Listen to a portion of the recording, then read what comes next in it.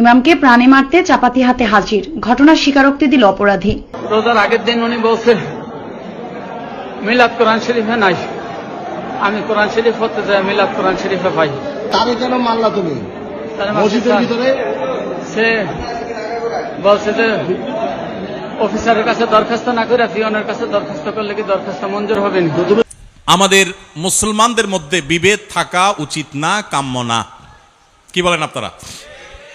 বিভেদ থাকা উচিত। মুসলমানদের মধ্যে বিভিন্ন বিষয়ে পারস্পরিক মতপার্থক্য, মতভিন্নতা, বুঝের ভিন্নতা থাকতে পারে। সেটা কোনো কোনো ক্ষেত্রে ছোট ছোট বিষয় নিয়ে হতে পারে, কোনো কোনো ক্ষেত্রে অনেক বড় বিষয় নিয়েও। অবাক করা বিষয় হলো, বেশিরভাগ ক্ষেত্রেই দেখা যায় আমরা যেগুলোর কারণে অনেক বড় বড় পার্থক্য এবং ব্যবধান করি, মুসলমানদের বিভিন্ন গ্রুপিং করে আমরা, সেগুলোর বেশিরভাগ বিষয়গুলো আসলে অনেক বড় বিষয় না, ছোট ছোট বিষয়।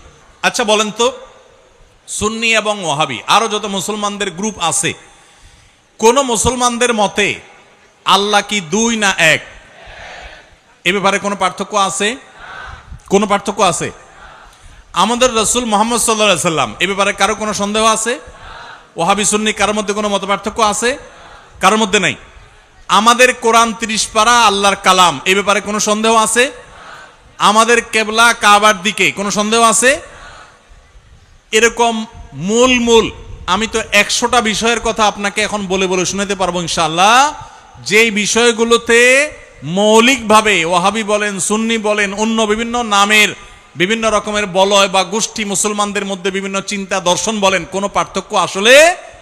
তাহলে মৌলিক সব বিষয় যদি এক হয়, শাখাগত বিষয়ে বুঝের পার্থক্য থাকতেই পারে। এই থাকাটা অস্বাভাবিক না, থাকতে পারে।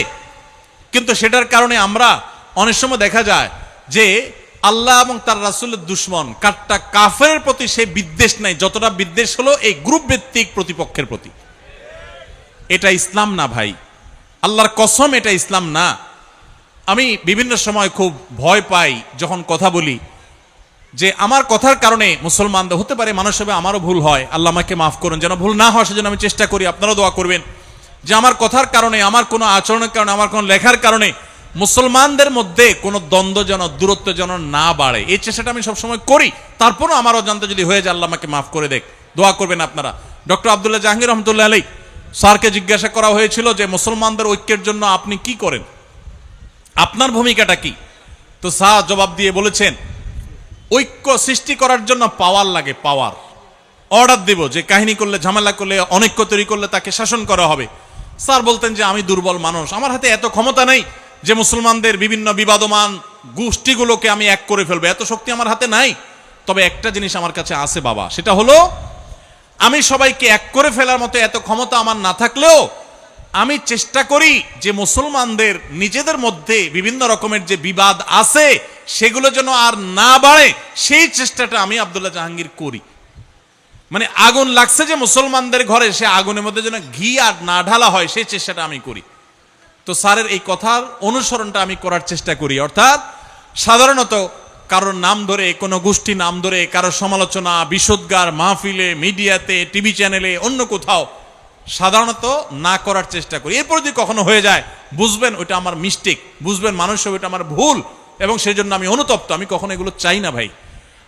আবারও বলছি, আদর্শিক ভিন্নতা থাকবে, আপনাকে আমি আদর্শে কম্প্রোমাইজ করতে বলি না। আপনার ঈমান, আপনার আকীদা, আপনার মানহাজ, আপনার চিন্তাধারা, এটার উপর আপনি অটল অবিচল থাকেন, কিন্তু কোন অবস্থাতে মুসলমানদের মধ্যে বিভেদের প্রাচীর তৈরি করবেন না।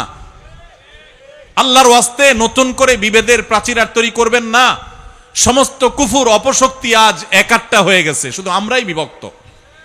আমাদের এখন বিভক্তি দূর করে একেবারে গলাগলি করে কাছে আসি হতে হবে, আমি এমনটা বলছি না।